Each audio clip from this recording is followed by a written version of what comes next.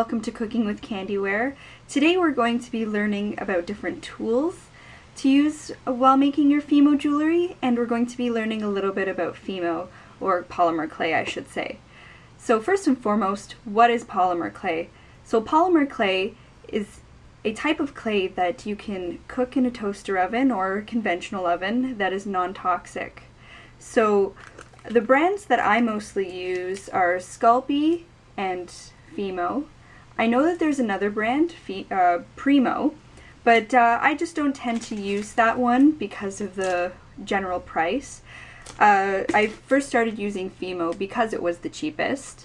So the reason why I have some Sculpey and some Fimo is because I just generally like the different colors that Sculpey has that Fimo doesn't, and I also like the Sculpey translucent, which I always buy in the bigger 8-ounce bricks, just because I end up using a lot more of it than, let's say, a green or any other color, especially if you're trying to make things look realistic. You want to use a lot more translucent.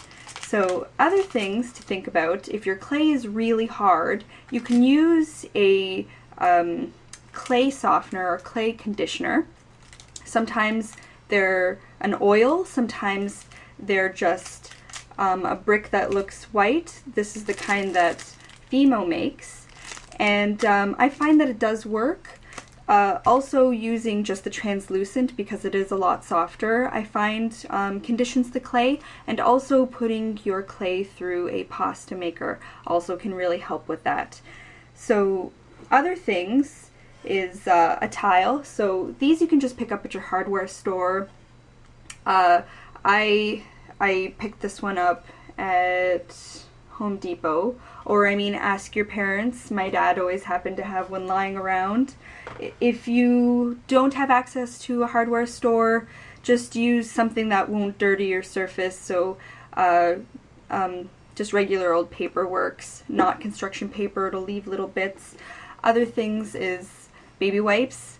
This is great to clean your hands when you have other colors of clay on your hands, especially reds, I find, leave a lot of a mark, so you need to clean your hands. Let's see what else to run through. Different tools, let's get into that. So these are different round tools that I use for modeling my clay.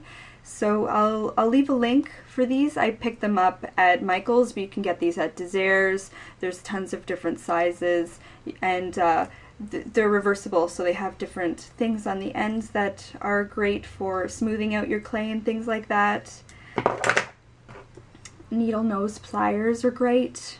If you're making things into jewelry, you're definitely going to want some of these. Different paint brushes. I would suggest getting two, one for your soft pastels and then another one for paint. Here's some soft pastels to give you an idea. I don't technically or generally use pink, but I would suggest the darker colors, because you want to make things look like they're baked, so things like that. Also different things to give textures.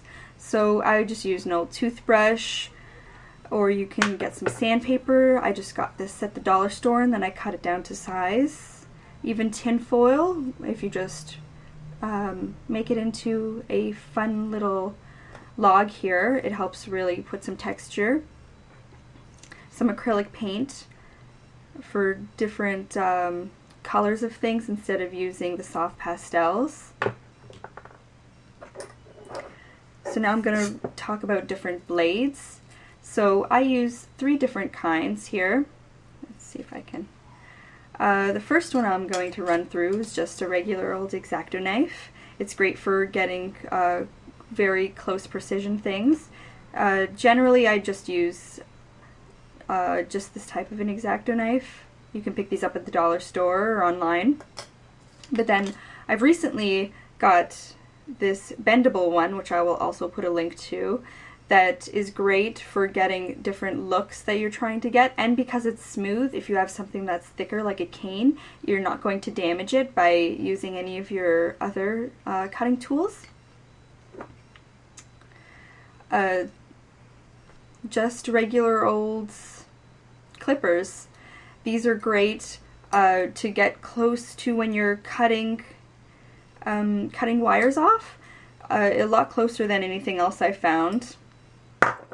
If you're making things into jewelry, one thing that I love using is a head pin, which is great for different things, especially making necklaces or earrings. In one of my next tutorials, I show you the difference between liquid Sculpey and liquid Fimo, which are invaluable when you're trying to get things to look like icing. Scents, if you want to make things smell really good. There is a, not too far, I wanted to say local, place that sells tons of different fragrances. They're called CanWax. This is in outside the GTA, Toronto. So you're going to have to look around if you're outside of the GTA or outside of Canada. For piping, you want to get a star nub.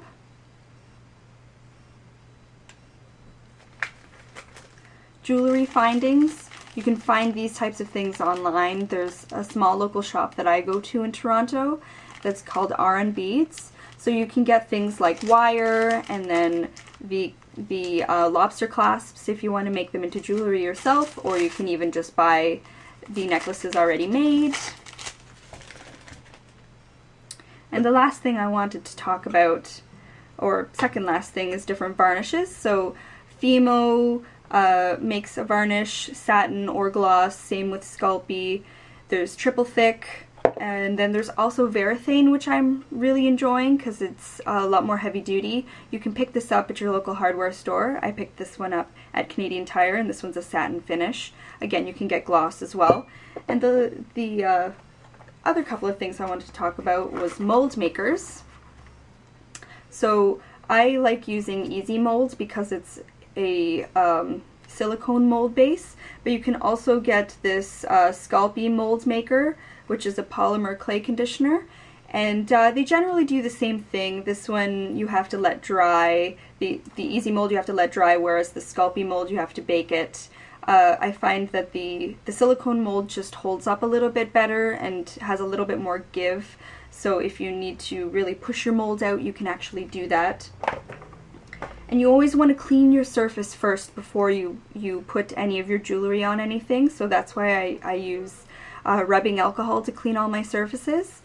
And then you can't go wrong with some baby powder. So baby powder is great for putting in molds. If you're worried about the clay sticking, this will make sure that nothing sticks to anything. Even your surfaces, if you're worried about things sticking, you want to put on some baby powder. So I hope that was very insightful. Leave some comments as to what you think, or what you thought, I should say, of this tutorial. And please let me know what you would like me to do on the next tutorial. And don't forget to subscribe. Thanks so much. Have a great day, everyone.